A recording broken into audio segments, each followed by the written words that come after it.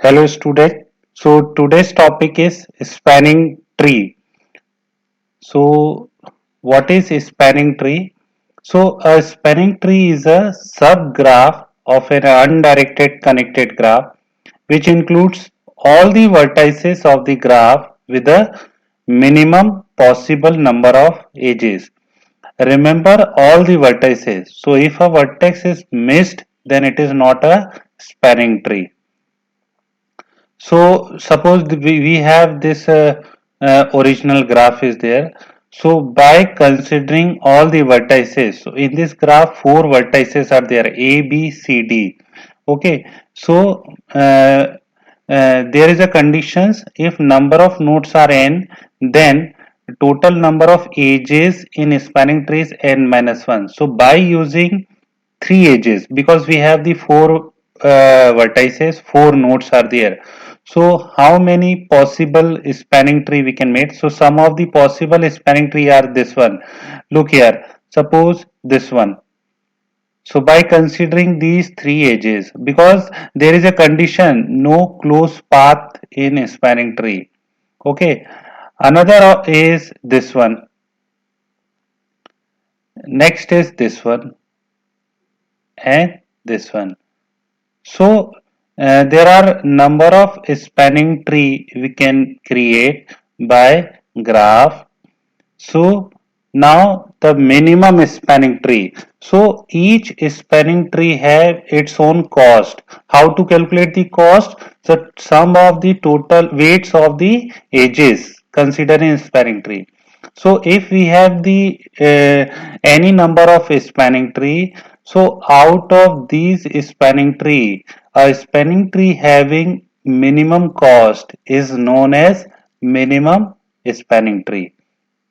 So a minimum spanning tree is what? It is a spanning tree in which the sum of the weights of the edges is as minimum as possible. So look here, suppose the same graph, now their weights is also given in the edges. So suppose we create this one. So how to calculate the cost? 5 plus 4 9 plus 2 11.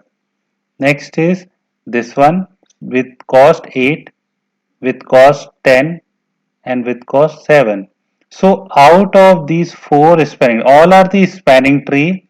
The spanning tree having minimum cost is known as minimum spanning tree. So what are the applications are there? In computer network routing protocols, cluster analysis, civil network planning, we can use the spanning tree. And for finding the smallest path in the Google map, to design networks like telecommunication network, water supply networks and electrical grids, the minimum spanning tree is used. Look here, by this example you can easy to recognize the importance of the minimum spanning tree. So suppose there is a networking or electrical wiring is there. So our objective is to find the total smallest length. Next is this network concept, network diagram, and then this is a Google map. So we want to minimize the total distance by covering all the destinations, and also minimize the air traffic. This is also the one of the distance. Suppose you want from this place to this place, and by using smallest weight.